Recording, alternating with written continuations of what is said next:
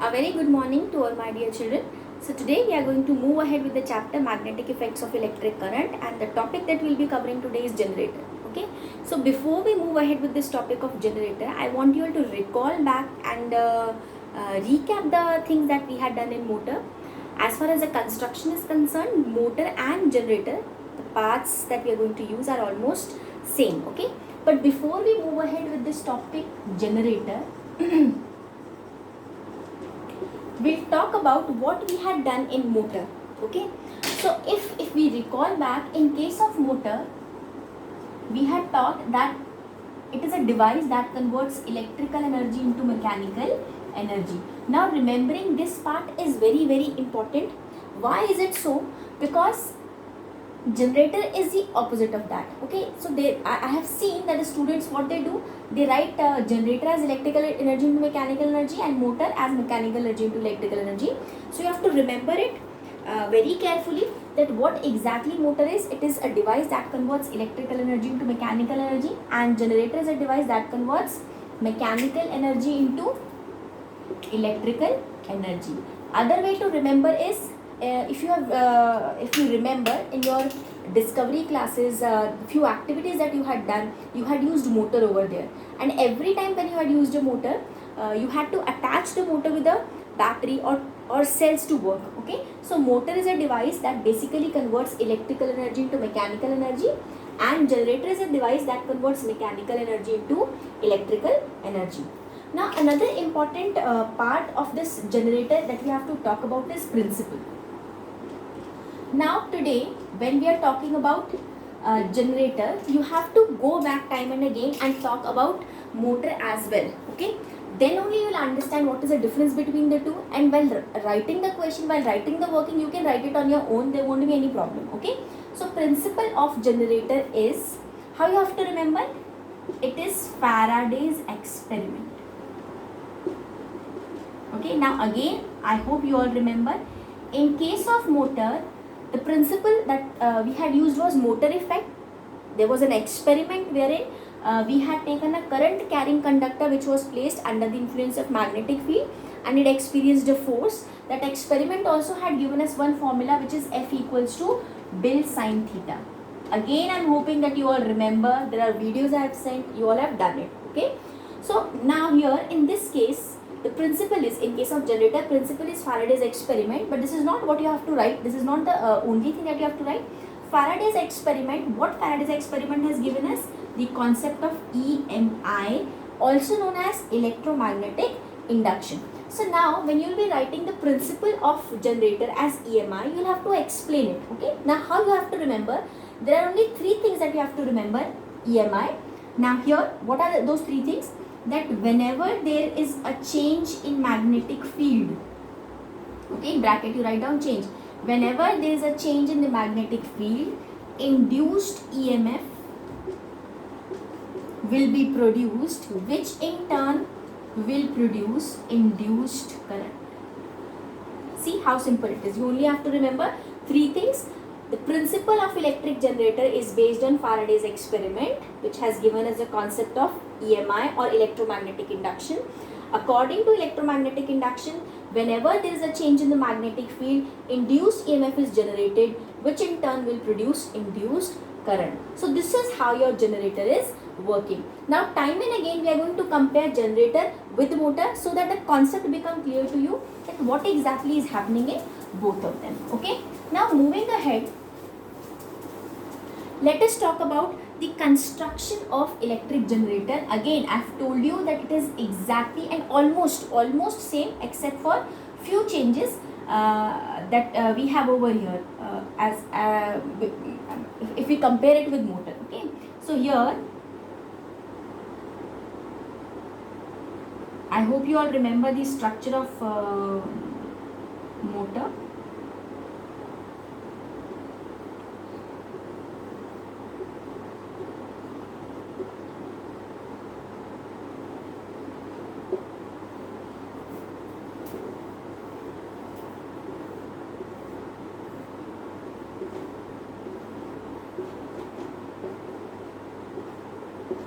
Okay, so now let us talk about what we have drawn over here. how is it similar to motor, what are the parts which are similar to motor, and what is the difference. Okay, now as in motor we had an armature coil, here also we have an armature coil A, B and C, D. We have named it the same, the function is almost same. Now here we have taken again a horseshoe magnet. In motor also we had taken a horseshoe magnet. Here we have an axle, there also we had an axle. Now here we have slip rings. Can you see these rings? In case of motor, the rings were like this, okay, and the brushes were attached to it. So this was motor, split rings. One ring split it into two, so split rings. Here we have two complete rings. You can name it as S1 and S2 slip rings. Then we have brushes B1 and B2. Now here again there is one more change. In case of generator we have a galvanometer, whereas in case of motor we had battery source, because we were providing it electrical energy so that we can have mechanical energy from it. Electricity we are giving and mechanical energy we are taking. Here it is opposite. We are giving it mechanical energy and we are going to get electricity out of it. Okay. Now the basic changes that we have seen over here is, one is slip rings, there we had split rings. Here we have galvanometer, there we had battery.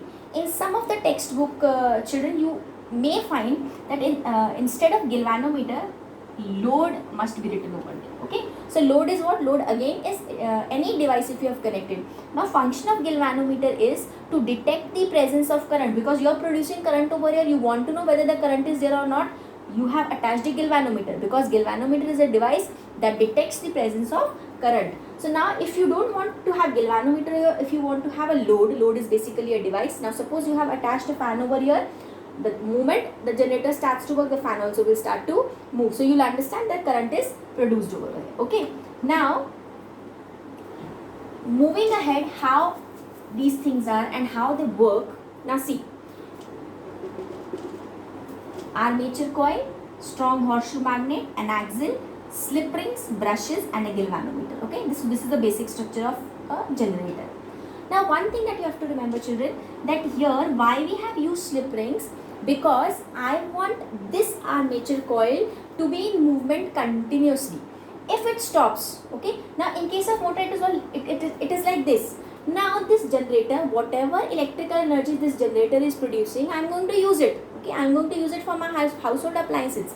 So I want the continuous movement. Now you have to assume, see this is also rectangular, this armature coil. Now you have to assume it is here kept like this. Now if I have taken it like this, I want this armature coil to move continuously so that I get continuous supply of electric current. So I am going to move it like this. So for this continuous movement of armature coil, what I have done, instead of taking split rings, I have taken over here slip rings, which is further attached on an axle, because axle is what? It is basically a structure which helps in the movement. Okay.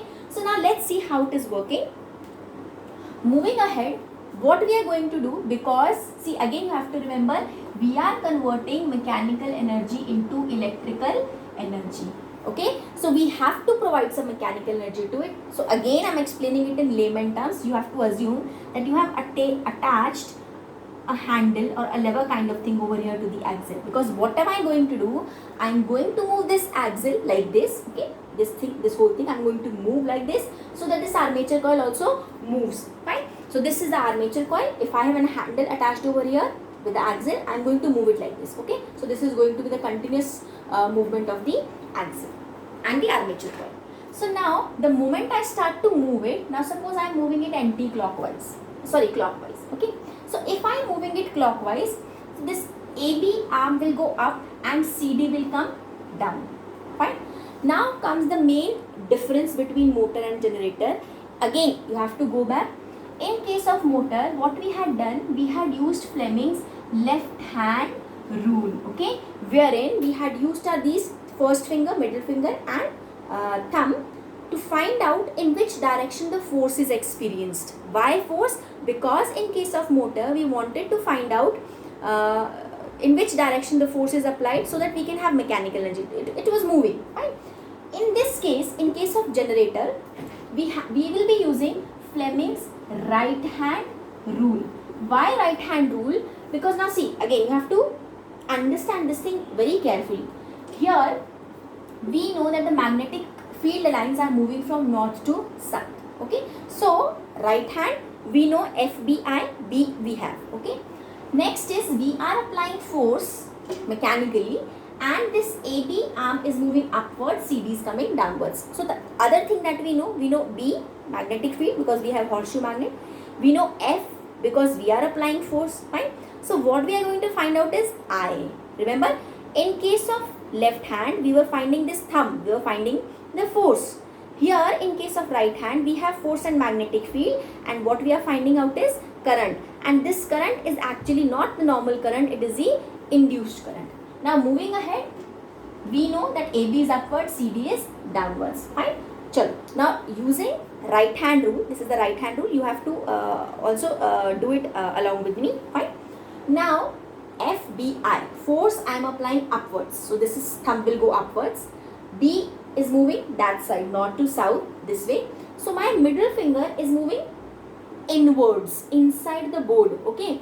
Now if I assume this to be the armature coil, this AB is moving upwards, magnetic field is moving this side, and my finger is that side. It means the current in this arm AB is produced from A to B. How I find it out? By using Fleming's right hand rule. Now in case of BC, there won't be anything again, because the reason is same. Magnetic field and this arm BC are parallel to each other, so it's not going to affect this arm BC. Now again CD, open up these three fingers of yours, thumb, first finger, middle finger. Now force is downwards, so thumb will go downwards. Magnetic field is again that side, so my this finger, current finger, is coming this side towards you. So now here current is like this. So now you have understood the current is moving like this. So this is the direction of induced current, okay. So now here the moment induced current will be produced over here, this galvanometer will start to give deflection, and this is how your generator works. How you are going to write down the working of it? That you are trying to move, you have moved this axle. Once the axle starts to move, arm AB will go upwards, CD will come downwards. By applying Fleming's right hand rule, we know the magnetic field line, we know the force that we have applied. So we are going to find out the direction of induced current in this circuit. So direction of induced current will be from A to B and then C to D. So this is how your motor works. So the major differences between motor and generator that we have covered, again we are going to repeat it one more time so that the things become clear to you. So M is motor, G is generator. Now see, motor is a device that converts electrical energy into mechanical energy. In case of generator, mechanical energy into electrical energy. Second difference that we had done is, in case of motor, principle was, what was the principle? Principle was motor effect, or you have to remember it with the formula Bill sine theta, and then you can write the explanation of it. If current carrying conductor is placed in magnetic field, a force will be experienced. Then in case of generator, principle was EMI, electromagnetic induction. You can start writing with Faraday's experiment giving EMI, and then you can explain it moving ahead. Then another difference that we had done in motor, in case of motor we had taken split rings, here we had slip rings, okay. Here in case of motor we had a battery or a power source, here we had a galvanometer or a load. Another difference that we had seen was, in case of motor we had used Fleming's left hand rule, in case of generator we had used Fleming's right hand rule. So these are the basic differences that we have covered as far as motor and generator is concerned. The similar things over motor and generator are the armature coil, horseshoe magnet, the wire we have taken, the carbon brushes which are helpful in conducting the electricity, okay. So this is the working of motor and generator, and now you know the difference as well. Thank you.